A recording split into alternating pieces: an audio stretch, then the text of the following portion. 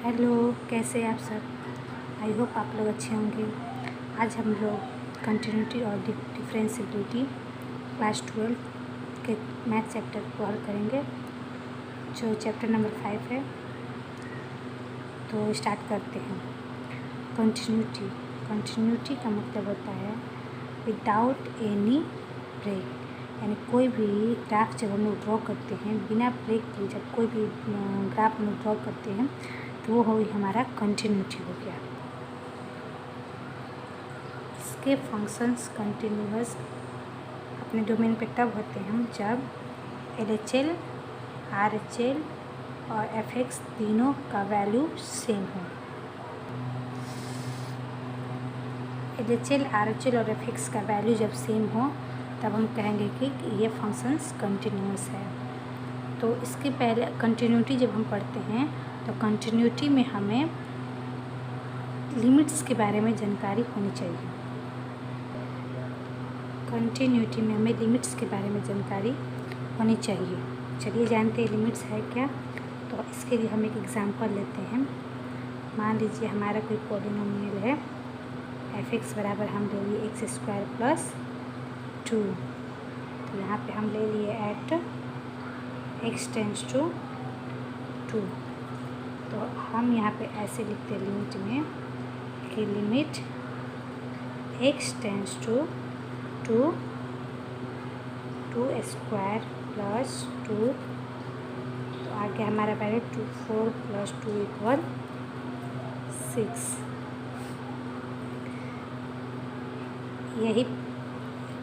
यही हमारा लिमिट्स हुआ। लिमिट्स को तो इस तरह से हम लोग हल करते हैं।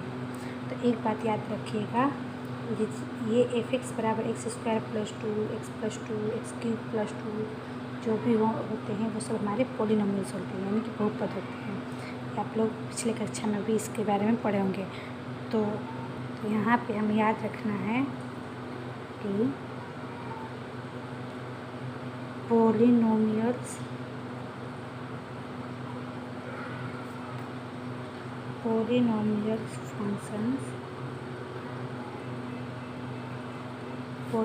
functions are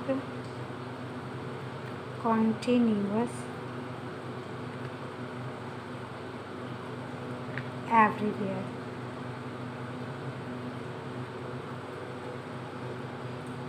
यानी पॉलिनोमियल फंक्शंस कहीं भी रहें तो वो हमारे फंक्शंस कहीं भी कंटिन्यूअस में होते हैं। इसके अलावा कंटिन्यूअस में कौन कौन होता है, sin x, cos x, mode में जो होता है mod x। ये सारे ट्राइगोमेट्री के जितने भी सिंबल होते हैं, हम कह सकते हैं जितने भी ट्राइगोमेट्रिक्स होते हैं वो सारे क्या होते हैं, कंटिन्यूअस फंक्शंस होते हैं। कंटिन्यूअस फंक्शन होते हैं, याद रखना। तो हमने जो ये आप लोग को कंटिन्यूअस फंक्शंस कंटिन्यूअस कब होते हैं, जब मैंने यहाँ पे ये बताया LHL, यानी LHL बोले LHL left hand limit, right hand limit, और FX हो गया हमारा फंक्शंस। तो LHL और RHL क्या है होते हैं, वो हमारे लिमिट्स के एग्जिस्टेंस होते हैं। कहने का मतलब है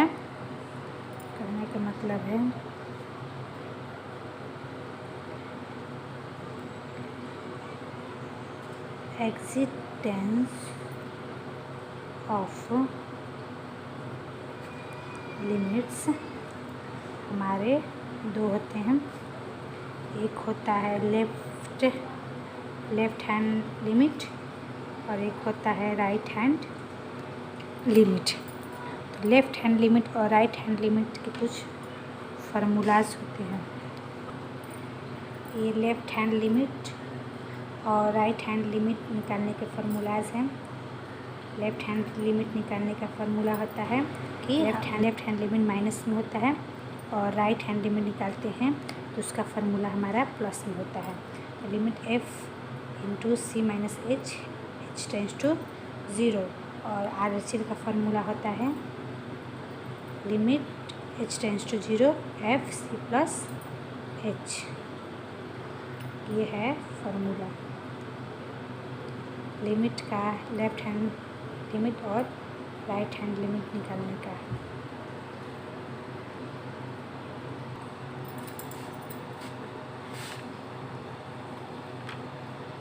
जब LHL बराबर RHL होता है तो हम कह सकते हैं कि वह फंक्शंस कंटिन्यूअस है।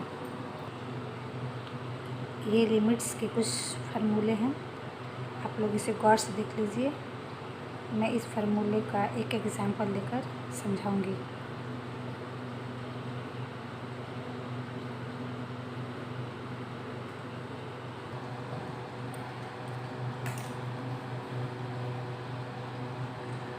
फर्स्ट फार्मूले को हम लोग प्रूव करते हैं। Limit x tends to 0 sine x by x equal दिया है 1। कैसे होता है चलिए प्रूव करते हैं।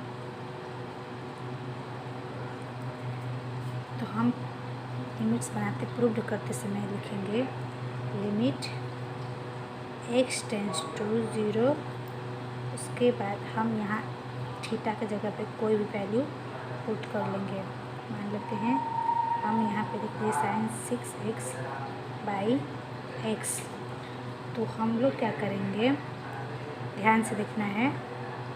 x टेंड्स टू 0 हम लोग क्या करेंगे, न्यूमरेटर और डिनोमिनेटर में जो हमारा थीटा में न्यूमेरिक दिया रहेगा उसके साथ न्यूमरेटर और डिनोमिनेटर में डिवाइड कर देंगे, यानी कि साइन 6x बाई 6x। तो 6 कटाएंगे तो कोई अंतर पड़ने वाला है नहीं।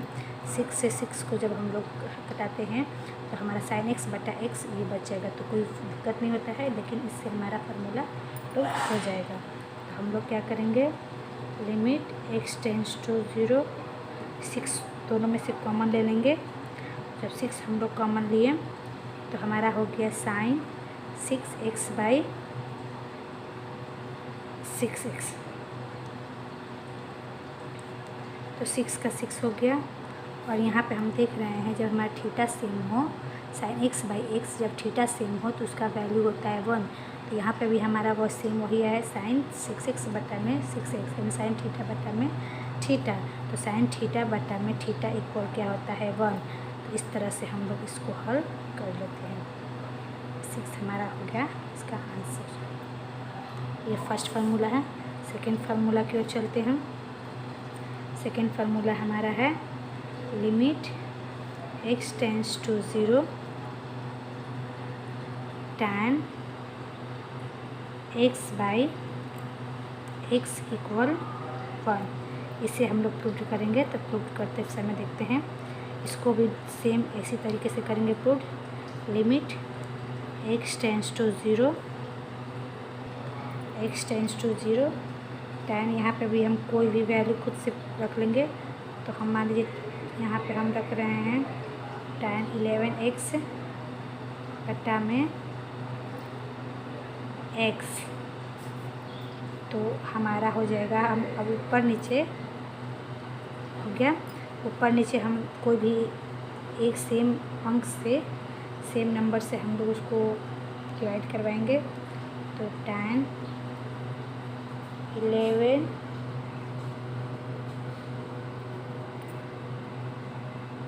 बटा में हो गया 11x। Limit x tends to 0, 11 पर हम साइड में कर दिए तो हमारा बचा tan 11 बटा में 11x। तो limit x tends to 0 equal हो गया 11 का 11 मल्टीप्लाई एक टाइम थीटा बटा में थीटा। फार्मूला में आते हैं, tan थीटा बटा थीटा। फार्मूला में हमने देखा tan x बटा x बराबर होता है 1। 11 में 1 से मल्टीप्लाई करेंगे तो हमारा हो गया 11।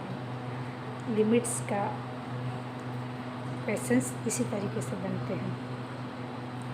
बस आप लोग फार्मूलाज को क्या करना लेना है, उसको याद कर लेना। इसी तरीके से जब सिर्फ cos x का वैल्यू दिया रहे, कोई भी थीटा की जगह पे दिया रहा, उसका मान 1 हो जाएगा।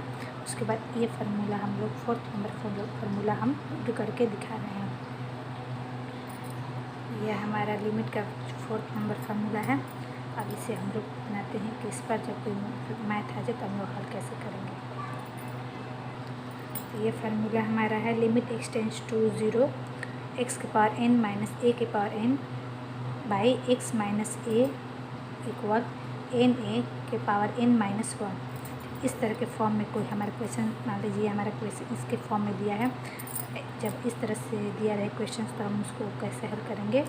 तो लिमिट x टेंड्स टू 0, तो इतना जब दिया रहे तो इतना बराबर होता है ये फार्मूला। तो n क्या है, हमारे पावर में n है 7a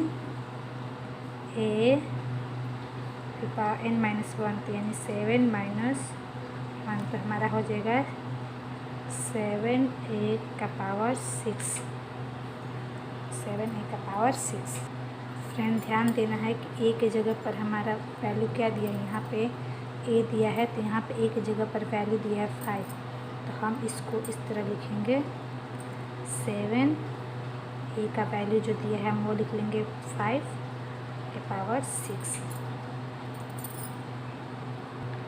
इसका दूसरा एग्जाम्पल ले लेते हैं, एग्जाम्पल नंबर 2, तब समझ में आएगा अच्छे से। अगर हमारा दूसरा क्वेश्चन दिया रहे limit x tends to 0 x square minus 9 बट्टा में x माइनस 3, ये आपके बुक में भी है क्वेश्चन। तो ऐसे क्वेश्चन हम देख रहे हैं हम लोग पहले क्या करेंगे, फार्मूला पे ध्यान देंगे।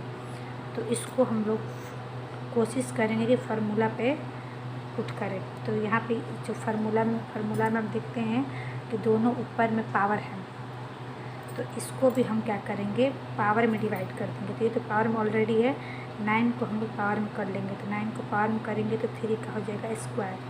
अब बट्टा में नीचे में तो जो अपन में होता है वो उसमें तो पावर नहीं होता है फार्मूला में हमारा, तो इसको हम ऐसे ही उतार दिए। तब हमारा क्या बचा, 1 के पावर n हो गया।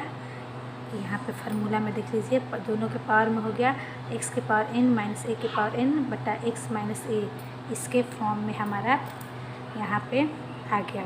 तो अब इसका फार्मूला क्या होता है, इतना बड़ा फार्मूला होता है na के पावर n माइनस 1। n का मतलब पावर, a का मतलब जो ये हमारे इधर का वैल्यू है वो a है, a का मतलब हो गया 3, उसके बाद n माइनस 1 यानी 2 माइनस 1। यहाँ पे हमारा वैल्यू निकल के आ जाएगा 2 इंटू 3 के पावर 1, 2 इंटू 3 के पावर 1। यही हो गया हमारा आंसर। हम चाहेंगे तो इसको मल्टीप्लाई कर सकते हैं, कोई दिक्कत नहीं है। और अब ये वीडियो बहुत ज़्यादा लंबा हो जाएगी, तो इतना दूर आप लोग समझ लीजिए। इसके बाद मैं इसका सेकंड पार्ट अपलोड कर दूँगी। Thank you so much.